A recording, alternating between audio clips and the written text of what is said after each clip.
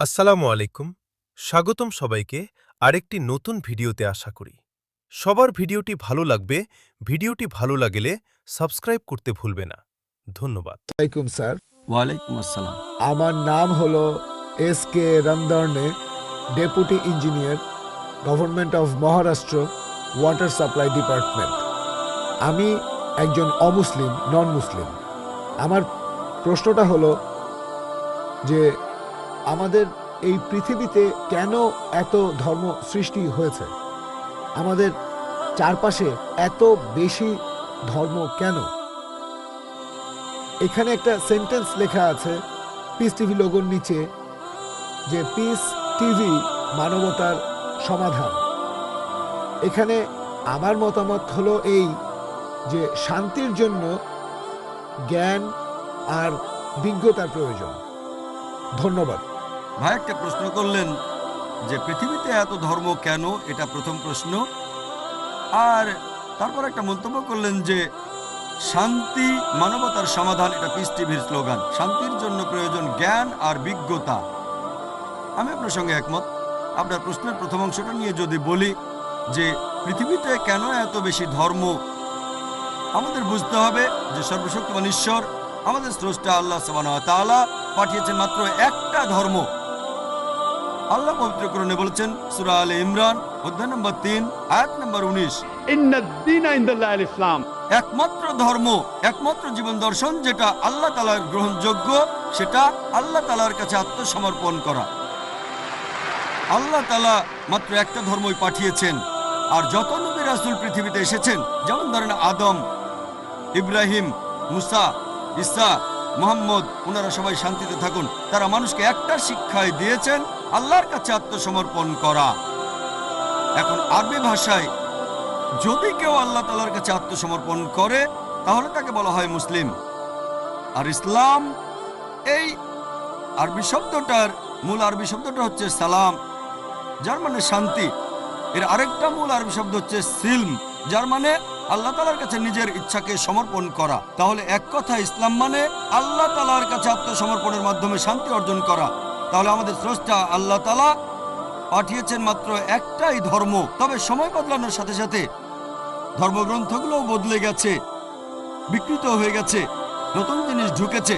আর এই ধর্মগ্রন্থ বদলানোর ব্যাপারে আল্লাহ পবিত্র কোরআনে বলেছেন, সূরা বাকারা অধ্যায় নম্বর 2 আয়াত নম্বর 79, ফাওয়াইলুল লিল্লাযিনা ইয়াকতুবুনাল কিতাবা বিআইদিহিম সুম্মা ইয়াকুলুনা হাযা মিন ইনদিল্লাহ লিয়াশতারু বিহি সামানান কালিলা ফাওয়াইলুল লাহুম মিম্মা কাতাবাত আইদিহিম ওয়াইলুল লাহুম মিম্মা ইয়াকসিবুন। দুর্ভোগ তাদের যারা নিজ হাতে কিতাব রচনা করে আর বলে এটা আল্লাহর নিকট হতে। তারা এটা বলে তুচ্ছ মূল্য প্রাপ্তির জন্য। তাদের রচনার জন্য শাস্তি তাদের, যা উপার্জন করে সেজন্য শাস্তি তাদের। আল্লাহ তাআলা পাঠিয়েছেন অনেক আসমানি কিতাব, অনেক ইনস্ট্রাকশন ম্যানুয়াল। সময় বদলানোর সাথে সাথে এই ইনস্ট্রাকশন ম্যানুয়াল, আল্লাহর এই আসমানি কিতাব বদলে গেছে। যখন কোনো কিতাব বিকৃত হয়ে গেছে, আল্লাহ নতুন রাসূল পাঠিয়েছেন আর নতুন কিতাব। এইভাবে অনেক দিন চলেছে। তারপর আল্লাহ পাঠালেন সর্বশেষ ও চূড়ান্ত নবী মুহাম্মদ সাল্লাল্লাহু আলাইহি সাল্লামকে, আর সর্বশেষ ও চূড়ান্ত আসমানি কিতাব কোরআন নাজিল করলেন। এর আগে যেসব নবী রাসূল এসেছিলেন, আমাদের প্রিয় নবী মুহাম্মদ সাল্লাল্লাহু আলাইহি সাল্লাম বলেছেন যে আল্লাহ তাআলা এই পৃথিবীতে 1,24,000 নবী রাসূল পাঠিয়েছেন। পবিত্র কোরআনে মাত্র 25 জনের নাম বলা হয়েছে, অন্যদের নাম আমরা জানি না। হতে পারে একজন প্রশ্ন করেছিল, আপনি কি মনে করেন, একজন হিন্দু আমাকে এই প্রশ্নটা করেছিল, আপনি কি রামকে আল্লাহর রাসূল বলে মানেন, অথবা শ্রীকৃষ্ণকে কি আল্লাহর রাসূল বলে আপনি মানেন? আমি বলবো, যেহেতু নামটা কোরআন হাদিসে উল্লেখ করা নেই, আমি জানি না। আমি জানি না, হতে পারে রাসূল অথবা নাও হতে পারে, নিশ্চিত করে বলতে পারছি না।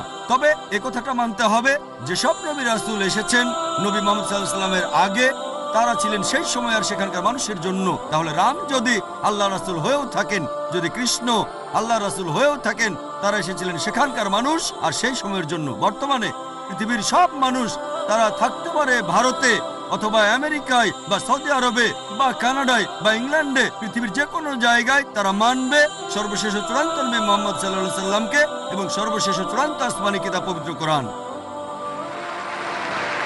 আল্লাহ আমাদের কথা দিয়েছেন সূরা হিজর অধ্যায় নম্বর 15 আয়াত নম্বর 9, যে আমি কোরআন অবতীর্ণ করেছি, সেটা আমি সংরক্ষণ করব। তাহলে আল্লাহ তাআলা পাঠিয়েছেন মাত্র একটা ধর্ম, সেটা হচ্ছে আল্লাহ তাআলার কাছে আত্মসমর্পণ করা। ইসলাম মানে আল্লাহর কাছে আত্মসমর্পণ করার মাধ্যমে শান্তি অর্জন করা। আর আপনি বললেন জ্ঞান এবং বিজ্ঞতা দিয়ে শান্তি অর্জন করা যায়। হ্যাঁ, কার কাছ থেকে জ্ঞান? সবচেয়ে সেরা কে? আল্লাহ তাআলা আমাদের স্রষ্টা। কে সবচেয়ে জ্ঞানী? আল হাকিম, তিনি আল্লাহ সুবহানাহু ওয়া তাআলা মহান স্রষ্টা। তাহলে শান্তি অর্জনের সেরা উপায় হচ্ছে সেই জ্ঞান এবং নির্দেশনা মেনে চলা যেটা আমাদের স্রষ্টা আল্লাহ সুবহানাহু ওয়া তাআলা পাঠিয়েছেন। আশা করি উত্তরটা পেয়েছেন। ধন্যবাদ। জাযাকাল্লাহ খায়ের ডাক্তার জাকির, আপনার সুন্দর বক্তব্যের জন্য। আমরা সবাই দেখলাম ডাক্তার জাকির নায়েক তুলে ধরেছেন আধ্যাত্মিক, অর্থনৈতিক, সামাজিক, শিক্ষাগত, আইনগত এবং রাজনৈতিক অধিকারের কথা যা ইসলাম নারীকে দিয়েছে কোরআন এবং সহিহ হাদিসে। এখন আমরা ইনশাআল্লাহ আরো উপভোগ্য পর্ব, উন্মুক্ত প্রশ্নোত্তর পর্বে যাব। আর এটা আপনাদের পর্ব, আপনাদের অধিকার, হোক নারী বা পুরুষ। প্রশ্ন করা আপনার অধিকার।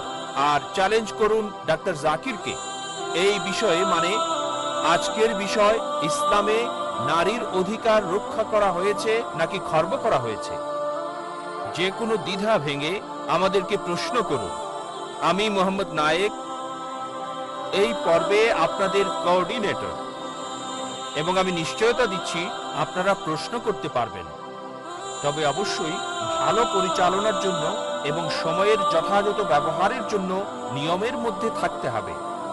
আমি সবাইকে 2-3টা বিষয় সংক্ষেপে বলছি। এটা প্রশ্নের সাথে সংশ্লিষ্ট।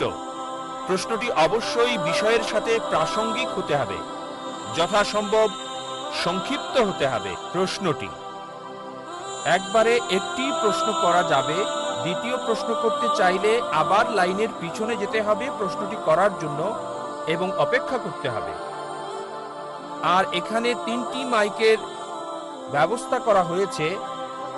একটা সামনে আমার বাম দিকে পুরুষদের জন্য, দ্বিতীয়টি দূরে পুরুষদের জন্য, আর একটা মাইক রয়েছে সামনে মহিলা সেকশনে প্রশ্ন করার জন্য। অমুসলিমদেরকে আমরা অগ্রাধিকার প্রদান করব তাদের প্রশ্ন করার ক্ষেত্রে। যদি সময় থাকে পরবর্তীতে মুসলিম ভাইদেরকে সুযোগ দেওয়া হবে মাইকের সামনে এসে প্রশ্ন করার।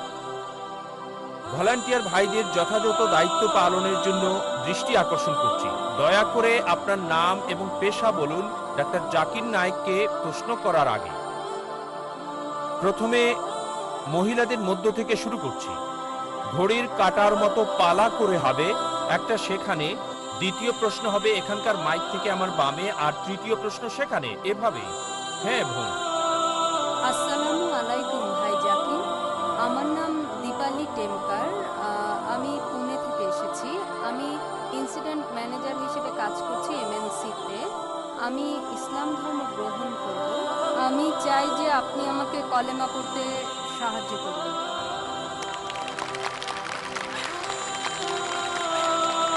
মাশাআল্লাহ বোন দীপালি পুনে থেকে এসেছেন, এমএনসিতে কাজ করেছেন, ইসলাম গ্রহণ করতে চান। বোন, ইসলাম গ্রহণের আগে একটা বিষয় পরিষ্কার করতে চাই, কেউ কি আপনাকে ইসলাম গ্রহণে বাধ্য করছে? জি না ভাই, প্রায় 1 বছর ধরে আমি ইসলাম নিয়ে পড়াশোনা করছি। আর ভাবলাম যে এখনই আমার জন্য একটা বড় সুযোগ। মাশাআল্লাহ, কেউ কি আপনাকে জোর করছে? জি না। কোনো অর্থনৈতিক চাপ? জি না। কোনো শারীরিক চাপ? না। কারণ ইসলামে কাউকে ধর্মগ্রহণের জন্য বল প্রয়োগ করা নিষিদ্ধ। ইসলাম এটা একটা, এমনকি এদেশেও নিষিদ্ধ। এটা দ্বিতীয় কারণ। কিন্তু কেউ স্বেচ্ছায় ইসলাম গ্রহণ করতে চাইলে কেউ আপনাকে বাধা দেবে না। ইনশাল্লাহ, যেহেতু আপনি চাচ্ছেন আমি কালেমা পড়ছি, ইনশাল্লাহ আপনি আমার সঙ্গে পড়েন। জি হ্যাঁ। কালেমা বলার আগে আপনাকে জিজ্ঞেস করতে চাই, আপনি কি বিশ্বাস করেন ঈশ্বর একজন? জি। বিশ্বাস করেন কি মূর্তি পূজা নিষিদ্ধ? হ্যাঁ করি। এটাকে বিশ্বাস করেন সর্বশেষ ও চূড়ান্ত নবী মুহাম্মদ সাল্লাল্লাহু আলাইহি সাল্লাম? জি ভাই। মাশাআল্লাহ বোন, আমি কালেমা বলছি, আমার সাথে আপনিও বলেন।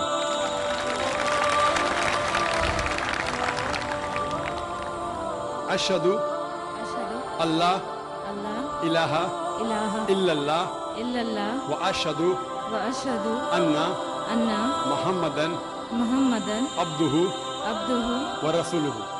ওয়া রাসূলুহু। আমি সাক্ষ্য দিচ্ছি আমি সাক্ষ্য দিচ্ছি যে যে কোনো ঈশ্বর নেই কোনো ঈশ্বর নেই আল্লাহ ছাড়া। আল্লাহ ছাড়া। আমি আরো সাক্ষ্য দিচ্ছি আমি আরো সাক্ষ্য দিচ্ছি যে যে নবী মুহাম্মদ নবী মুহাম্মদ হলেন হলেন বান্দা বান্দা এবং রাসূল এবং রাসূল আল্লাহ। আল্লাহর। মাশাআল্লাহ বোন, এখন আপনি মুসলিম। ধন্যবাদ। আল্লাহ সুবহানাহু ওয়া তাআলা আপনাকে পুরস্কৃত করুন, যেন আল্লাহ আপনাকে জান্নাতে দেন। এটা ভালো, আপনি ইসলাম নিয়ে 1 বছর পড়াশোনা করেছেন, খুবই ভালো যে কোরআন হাদিস পড়েছেন। অন্যথায় মিডিয়া ইসলামকে দেখলে হয়তো আপনি ইসলাম গ্রহণ করতেন না। আল্লাহ সুবহানাহু ওয়া তাআলার কাছে দোয়া করি যাতে আপনার প্রচেষ্টা কবুল করেন, আর ইনশাআল্লাহ আপনাকে জান্নাতে দেবেন। ধন্যবাদ। ধন্যবাদ। ধন্যবাদ। হ্যাঁ আসসালামু আলাইকুম। যারা এরকম ভিডিও আরও দেখতে চান চ্যানেলটা সাবস্ক্রাইব করবেন। এরকম নতুন নতুন ভিডিওর জন্য ধন্যবাদ।